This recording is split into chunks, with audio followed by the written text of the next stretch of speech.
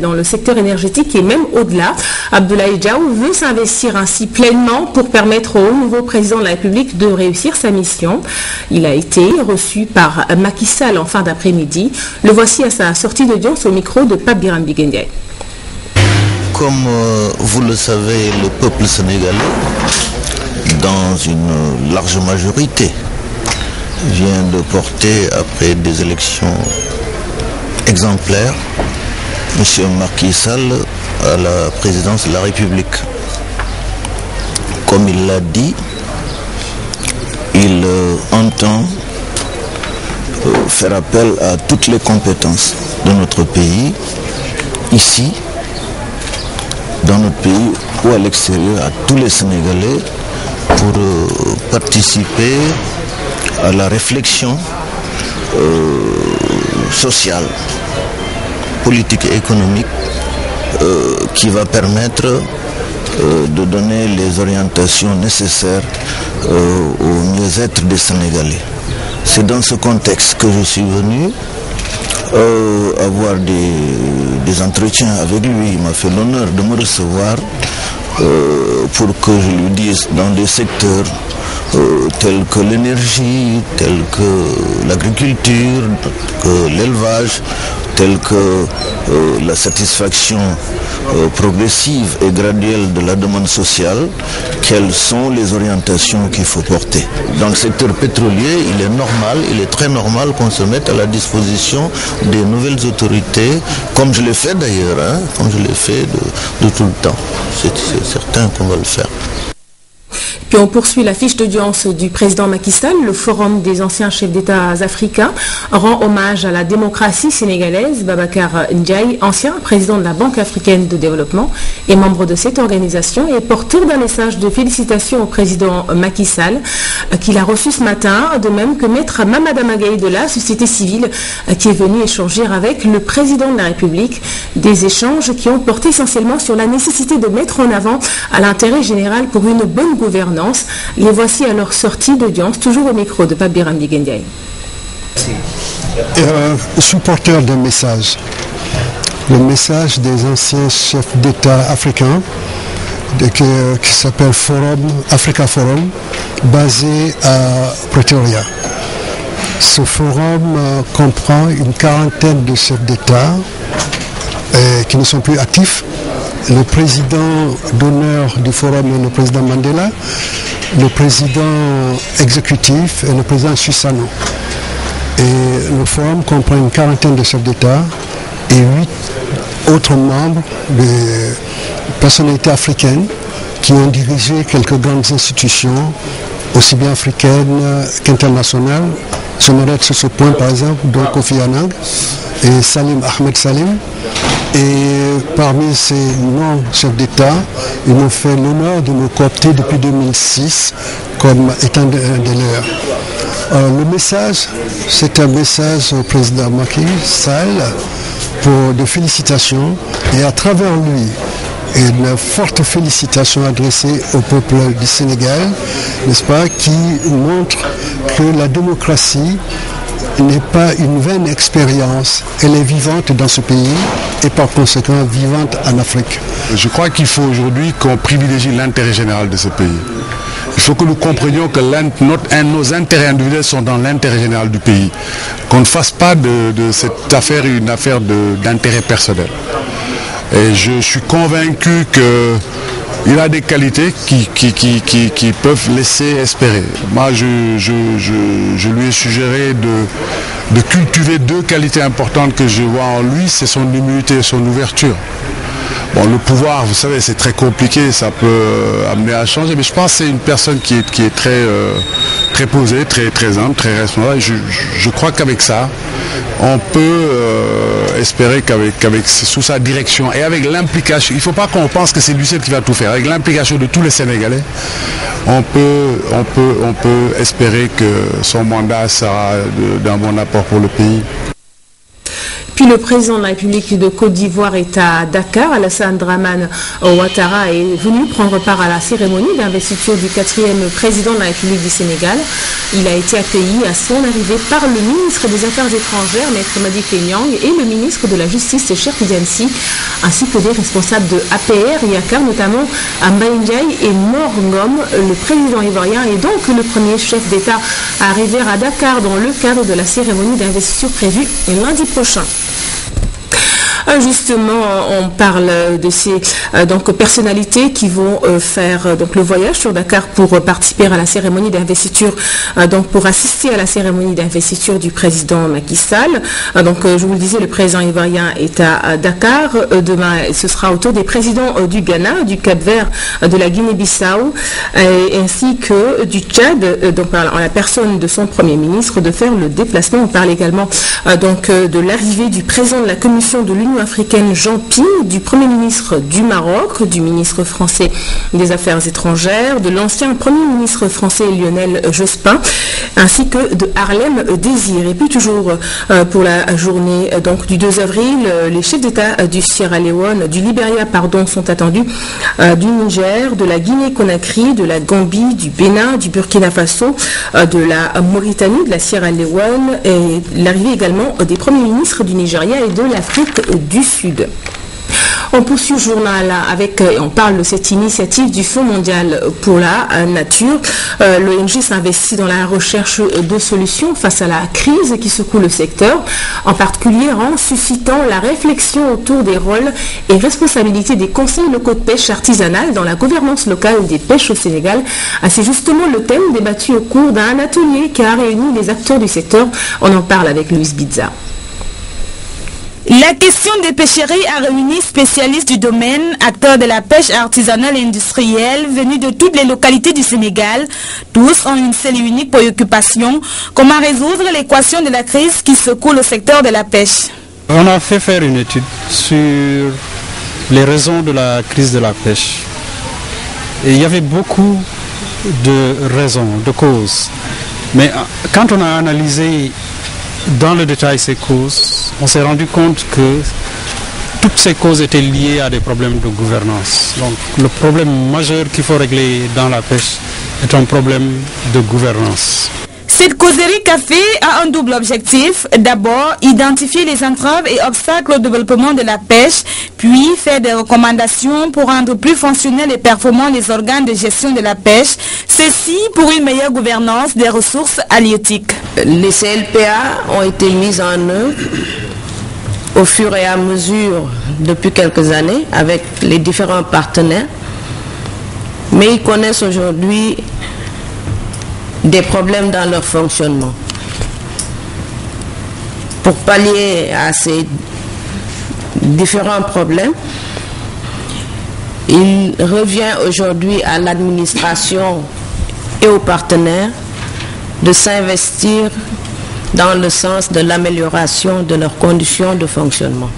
La première recommandation, c'est qu'il faut que ce soit les acteurs qui dirigent leur structure. Donc ça, c'est le premier changement à établir.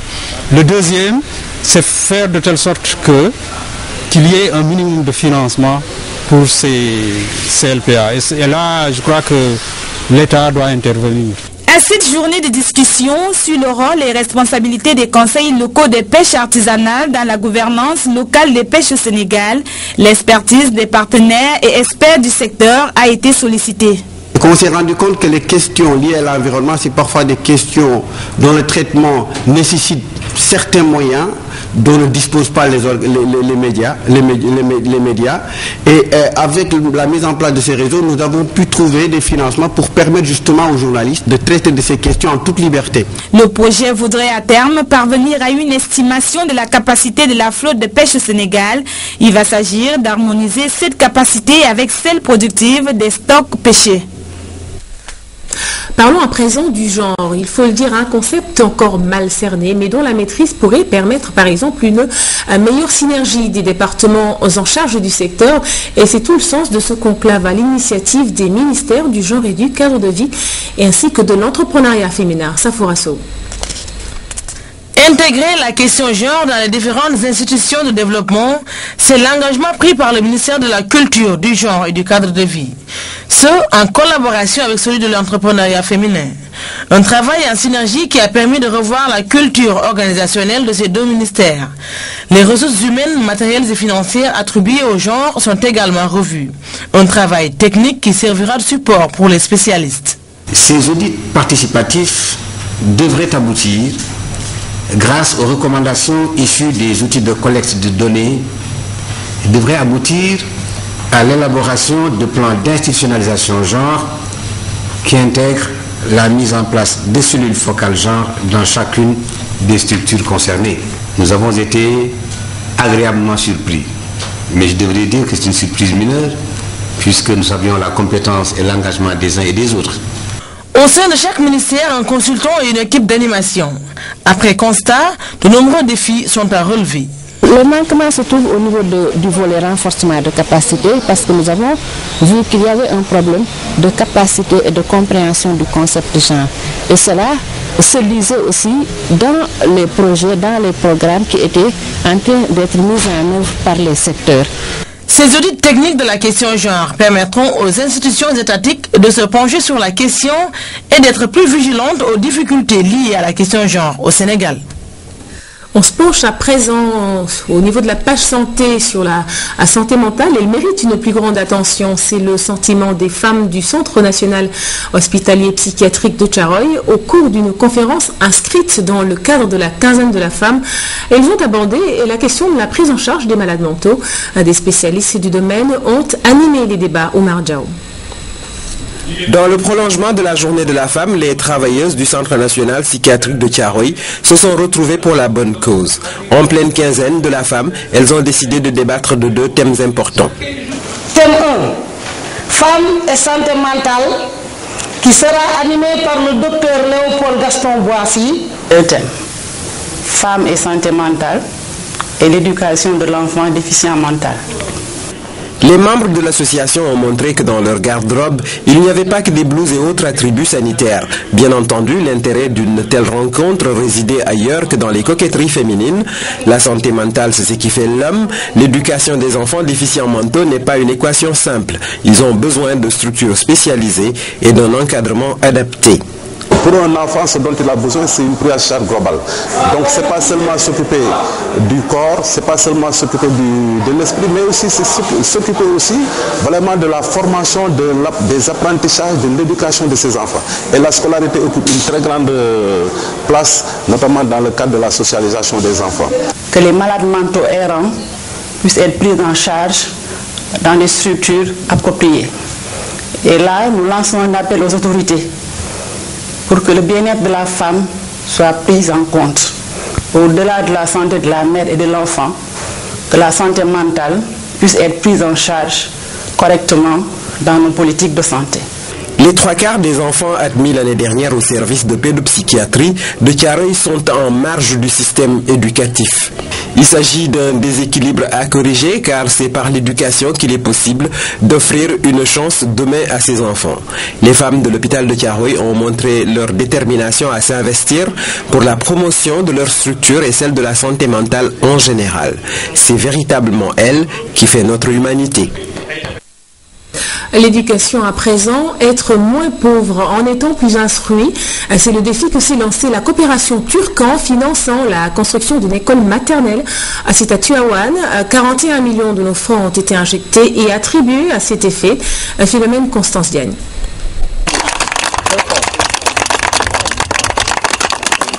Cette pose de première pierre suppose qu'il va bientôt se dresser sur ce terrain une école maternelle. Le bâtiment va porter le nom de Sorna Fatouba Ahmed, celle qui a été l'épouse de Serigne Abdou Azizi Daba.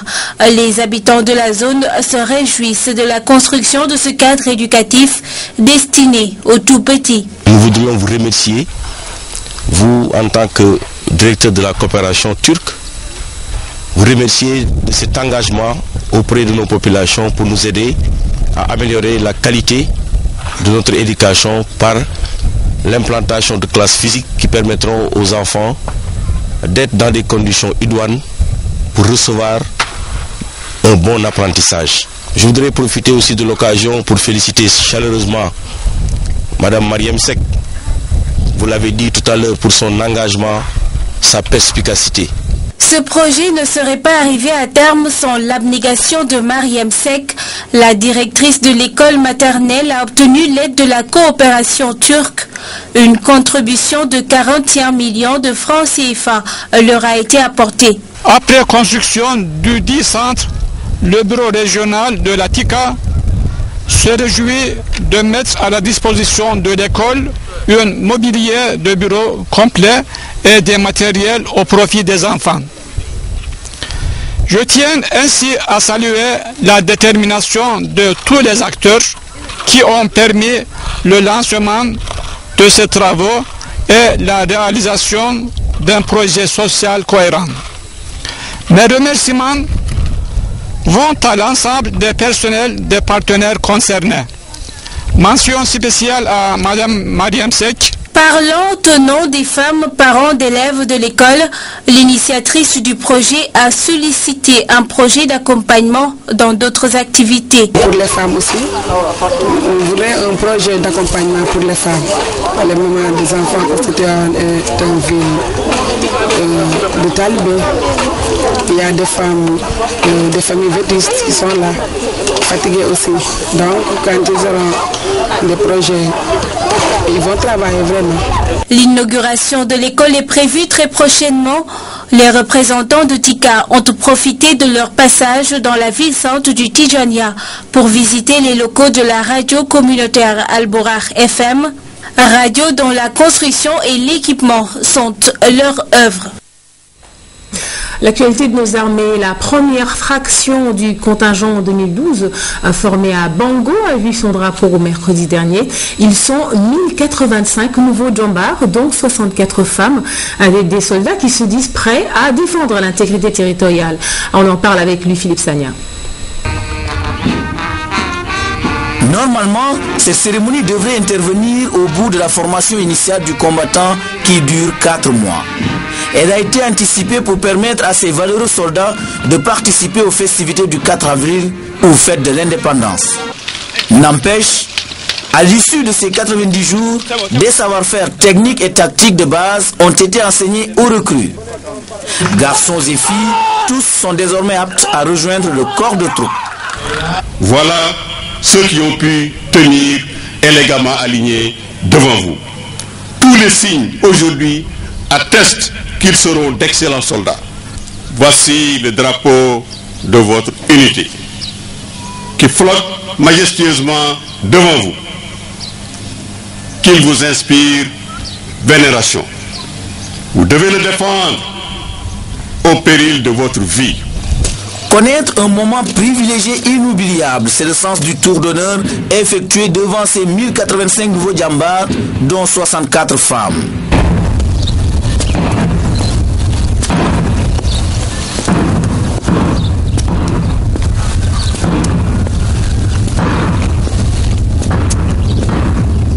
Soldats citoyens, ce geste vient de vous consacrer djambar. La République vous a sélectionné parmi les privilégiés qui portent ses armes pour assurer sa défense. Cultivez la politesse, la générosité, la fidélité aux engagements, à la parole donnée. En cela, inspirez-vous du Damel Birmao Ngone du Kayor, Borom Samawaki Dao, Moï Samawaki Ren. L'engagement passe par une prestation de serment suivie d'un entonnement du chant du 12e bataillon d'instruction.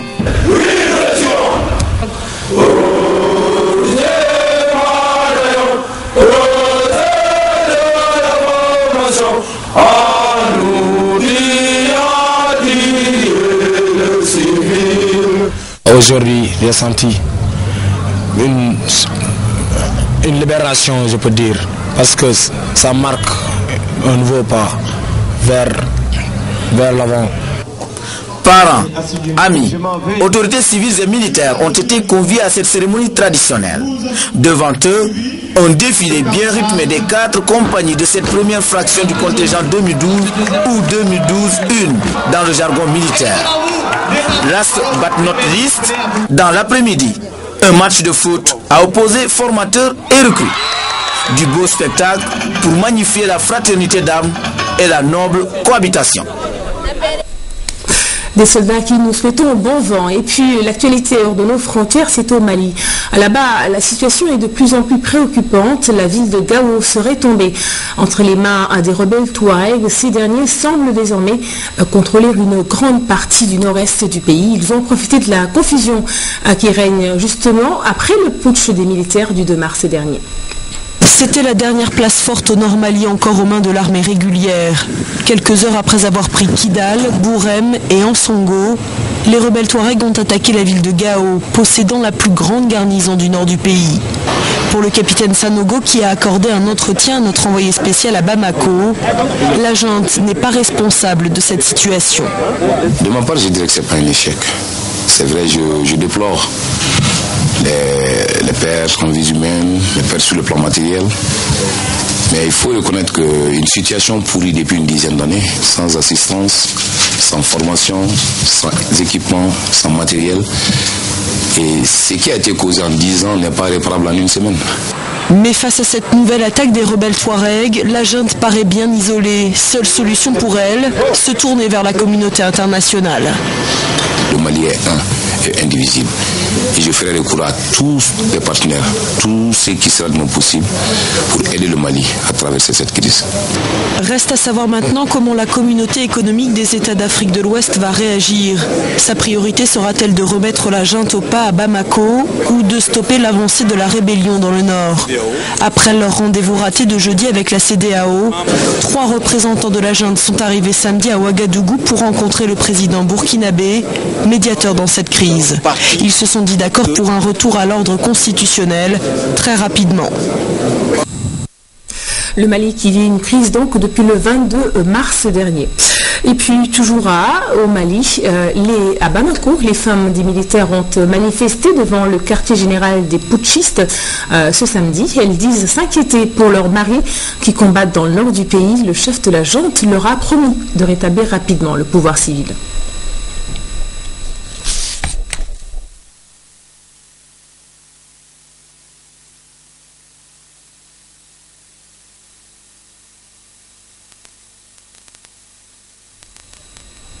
Toutes nos excuses pour la qualité de cet élément. On poursuit ce journal avec le syndicat autonome des enseignants nés au Sénégal, du moyen secondaire du Sénégal, donc SAEMS-CUSEMS, qui maintient finalement son mot d'ordre de grève. La décision a été prise à l'issue de la réunion du bureau exécutif national.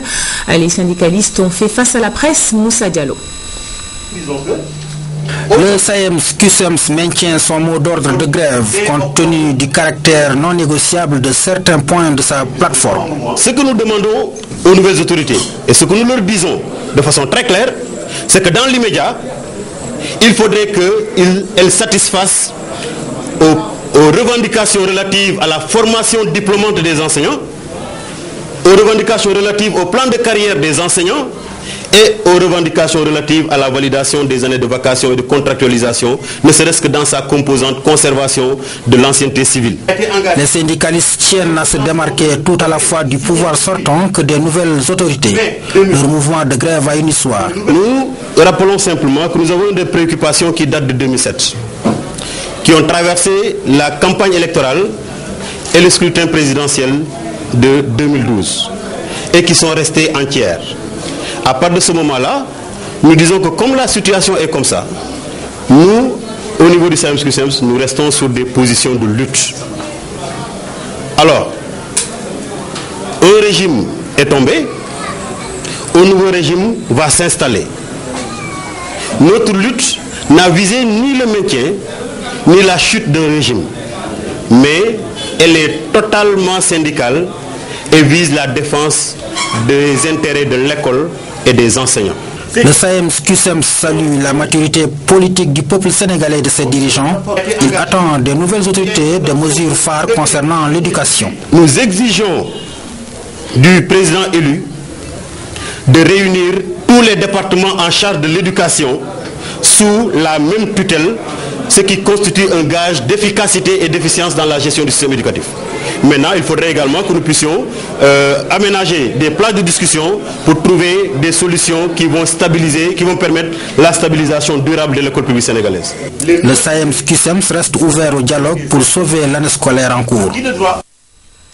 La page politique de ce journal, et puis nous parlons du Parti démocratique sénégalais, vous le savez, qui a tenu ce matin son congrès extraordinaire, un congrès marqué par une annonce phare. Maître Abdoulaye Wade reste à la tête du Parti démocratique sénégalais. Alassane Cissé nous en parle.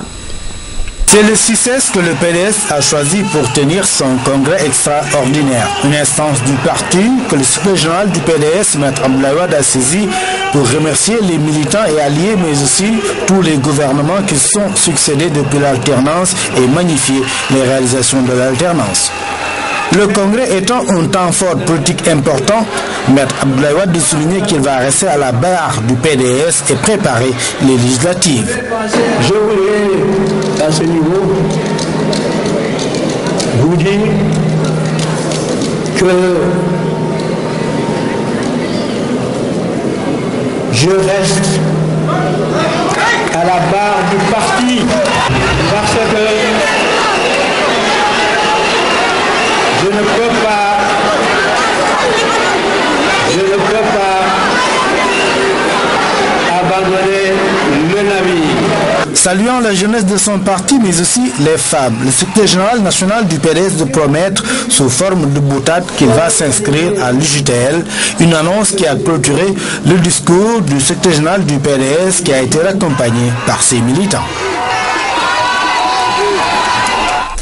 Et puis, c'est l'heure de grand format de samedi qui s'intéresse au delta du fleuve Sénégal. Ce soir, zoom sur le problème d'accessibilité de l'eau. Le Millennium Challenge compte a entrepris la réalisation d'ouvrages hydrauliques, dont un émissaire de drainage du delta d'une longueur de 65 km. Ce programme de maîtrise du liquide précieux qui englobe aussi l'aménagement de 40 000 hectares. Grand format, signé Ibrahima Diallo. Nous sommes dans le delta du fleuve Sénégal. Une zone à forte potentialité de développement que certains assimilent à la Californie du Sénégal. Malgré la densité du réseau hydraulique, la problématique de la non-accessibilité des ressources en eau dans cette zone de production est réelle. Et c'est le cas ici à Diawen, dans la communauté rurale de Ronk. Sur cet affluent, la taille de la prise à l'entrée, jugée trop faible, et l'enherbement de l'axe constituent un handicap majeur à l'exploitation optimale des milliers d'hectares de périmètre maraîcher. Aujourd'hui, comme vous le voyez, il y a des problèmes. Les gens n'arrivent pas à satisfaire le besoin en eau. C'est-à-dire que la demande est plus forte que l'offre.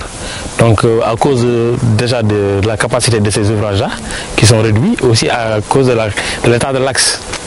Donc vous voyez qu'il y a beaucoup d'herbes. Et il y a aussi beaucoup d'herbes, et puis là, ce n'est pas assez large pour pouvoir faire passer le débit dont les gens ont besoin. Nous avons fait un investissement dans cette zone, mais notre principal problème demeure les difficultés d'accès à l'eau. Ces rizeries que vous voyez ici ont entre 10 et 12 jours. Elles ont vraiment besoin d'eau pour se développer. Malheureusement, le manque criant d'eau impacte négativement sur la culture de riz dans le delta.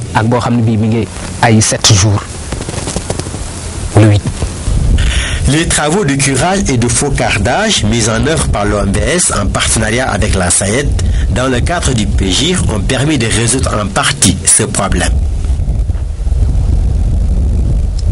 Afin de lever toutes ces contraintes, le Millennium Challenge à compte Sénégal, une coopération entre les États-Unis et le Sénégal, est en phase d'exécuter un important programme de réalisation d'ouvrages hydrauliques et d'aménagement de 40 000 hectares. On est dans ce qu'on appelle le delta Amont, qui est carrément à l'entrée du système hydraulique du delta. C'est ici que l'eau passe avant d'aller jusqu'en Saint-Louis.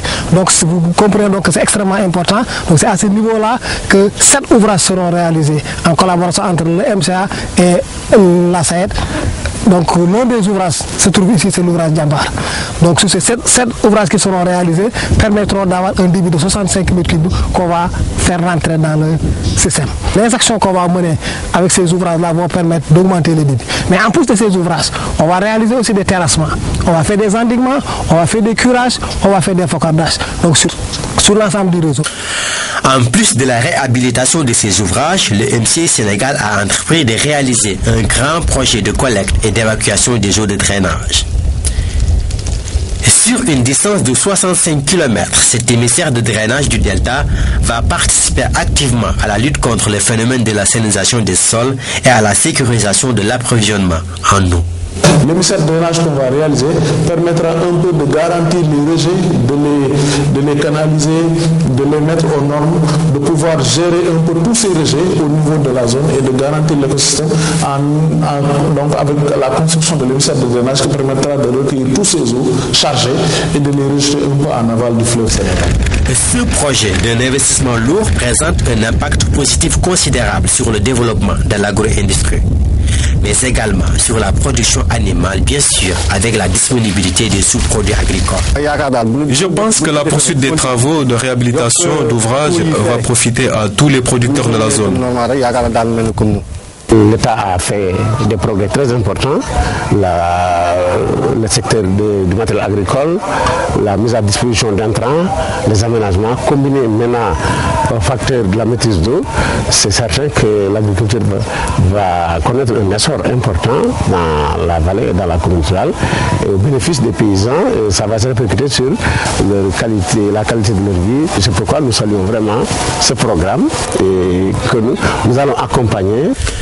Dans le souci d'assurer la durabilité de ce projet, l'État, par le biais de la SAED, a mis en place un mécanisme d'entretien et de maintenance de ces ouvrages. Une fois que les investissements sont terminés, le rôle de la SAED, c'est de permettre, avec l'implication des usagers et de l'État, de continuer à faire fonctionner le système qui existe aujourd'hui, mais qu'il faut renforcer et pérenniser pour permettre donc d'assurer la maintenance des axes hydrauliques. Aujourd'hui, l'État et les producteurs participent déjà à la mise en place d'un fonds qu'on appelle FOMAED, le fonds de maintenance des agriculteurs et des émissaires de drainage. Chaque année, depuis 3 ou 4 ans, de manière régulière, l'État verse à la SAED 800 millions de francs CFA. Grâce à ce fonds, les travaux d'entretien vont se faire régulièrement sur l'axe et ça permettra donc de sauvegarder l'axe et de pouvoir alimenter de manière correcte en eau l'ensemble des périmètres. La valorisation des ressources en eau dans le delta et la vallée du fleuve Sénégal va fortement soutenir la croissance durable de l'économie rurale de la zone nord, cela au grand bonheur des populations locales.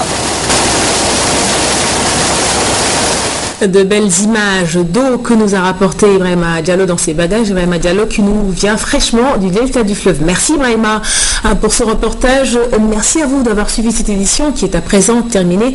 Excellente suite de programme. Retrouvez Abibou Mbaye en fin de soirée pour les dernières informations. À très bientôt sur cette antenne.